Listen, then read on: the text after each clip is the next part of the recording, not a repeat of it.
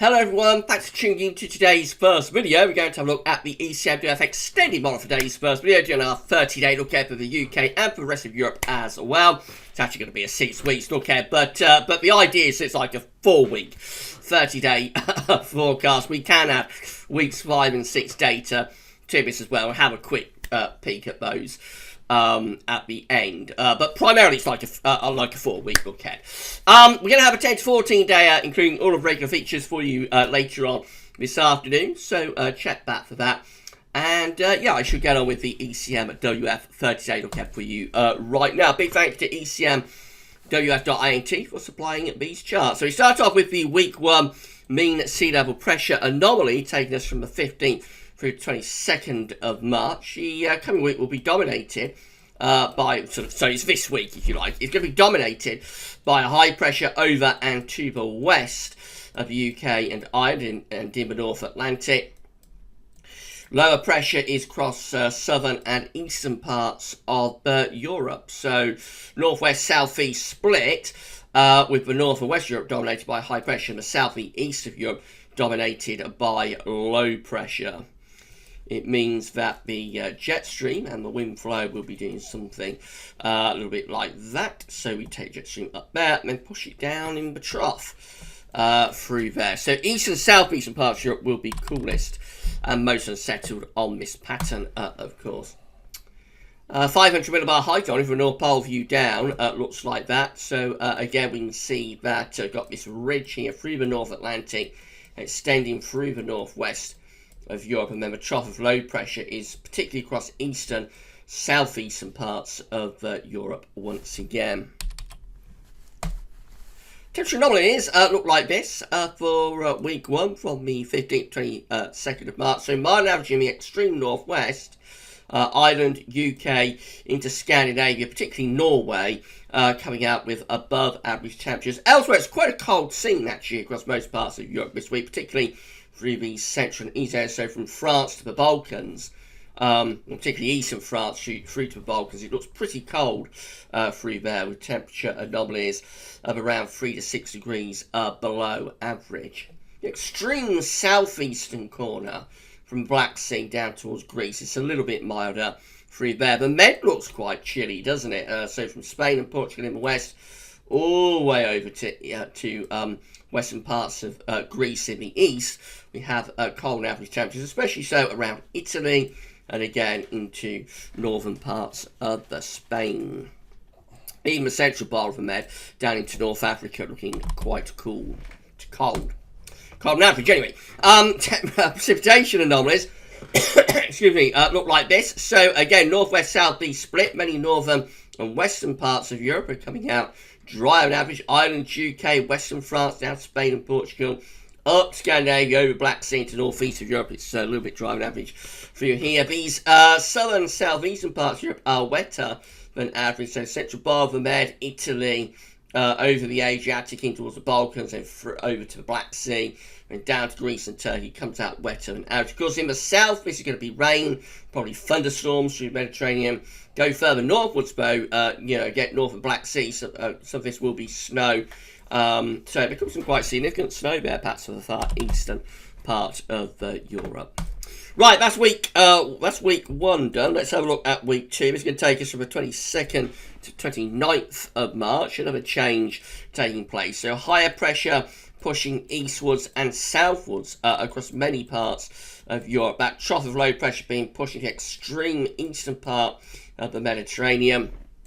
A low pressure beginning to come back in the North Atlantic as well. So for Ireland, UK, and in Scandinavia, it's going to be turning more unsettled with a return of low pressure. But most parts of Europe will actually be settling down here as this ridge of high pressure pushes southwards and eastwards, bringing a fair amount of dry weather with it. 500 millibar height anomaly shows this change as well. So that cold trough that we're under across many parts of Europe this week is being pushed to the extreme east, southeast of Europe next week. Get this ridge developing across southern, southwestern areas with low pressure up to the northwest. The jet stream is pushed northwards as well. So more unsettled for the far northwest, but actually most parts of Europe are settling down in week 2. temperature anomalies look like that. So significantly mild average in the northwest. So again, from Ireland, the UK up to Scandinavia, and into northern parts of Germany, some parts of Low Countries, northern parts of Poland, through the Baltic Sea, into these northeastern regions. It is a milder than average scene.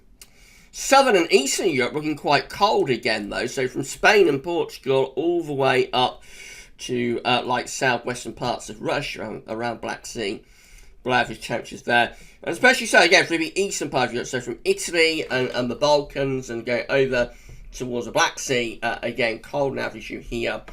That means below average temperature anomalies extend down into Greece and Turkey as well. Mediterranean-wise, again, quite a cool scene across much of the Med. Spain, Portugal, nearer to normal, but elsewhere, generally below average temperature. So a proper northwest-southeast split, again, with the warmest weather in the northwest. And the week 2 precipitation anomaly, a three-way split this time. So the far southeast of Europe, including Greece and Turkey, wet and average, again, probably some quite volatile thunderstorms. The extreme northwest, particularly Norway, into Scotland, probably Ireland as well. A bit wet and average through there. In between, there's a large swathe of dry and average weather from Spain, Portugal, and North Africa, all the way up to western parts or northwestern parts of Russia. So the high pressure is dominating. Right, let's go further. Now we go through the week 3. This is the 29th of March to the 5th of April.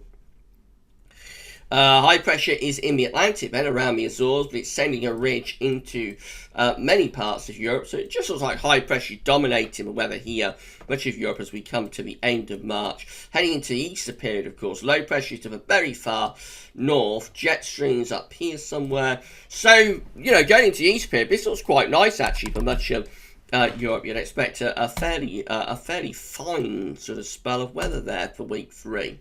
500 millibar height anomaly doesn't look too bad at all. Again, low pressure is up to the far north-northwest. High pressure ridges in off the Atlantic into Europe again. The jet stream's pushed up here. A lot of dry and fine weather across many parts of Europe in week 3. Temperature anomalies looking milder through most parts of Europe. The far east of Europe and into west of Russia, southwest of Russia, is still a bit cold on average. But overall, it's a much milder scene across many parts of Europe, above average temperature anomalies from Ireland, the UK and Scandinavia, right the way down in towards Italy and the central parts of the Mediterranean. So clearly this is a much milder week across the bulk of Europe. And the precipitation anomaly, a little bit more unsettled in the northwest actually, as the wind is reverting more to westerly. So for Scandinavia, Ireland and the United Kingdom, it is getting more unsettled then. Slightly above average precipitation.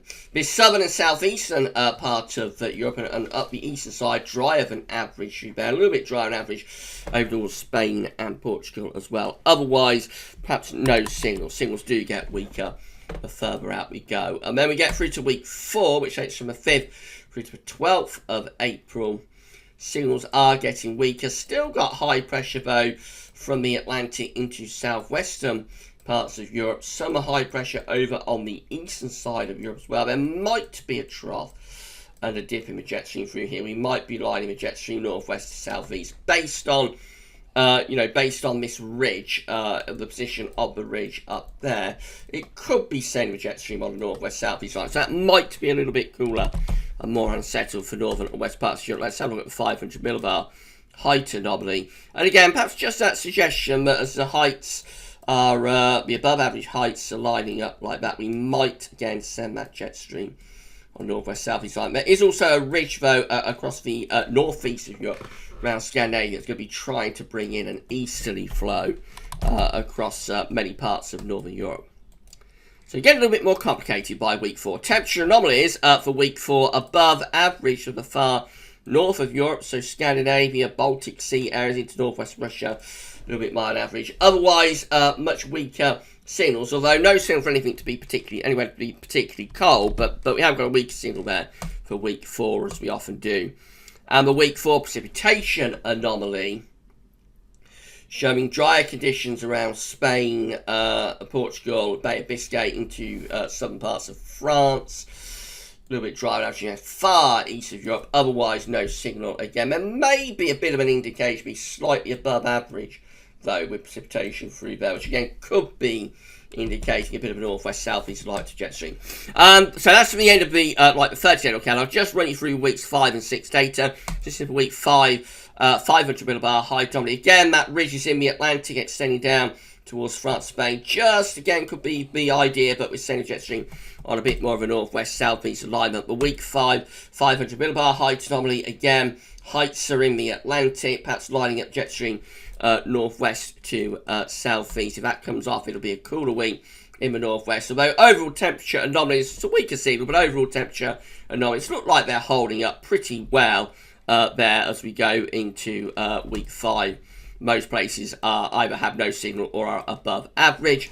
Precipitation-wise, again, lots of dry weather to the southwest of Europe. That's a little bit wetter over Scandinavia. Lastly, we have a look at week 6, which is going to be the 19th to 26th of April. Really weak signal by this point. There's a ridge over on the eastern side of Europe then. Otherwise, nothing else really to go on. 500 millibar height anomaly for week 6 is also weakening a lot.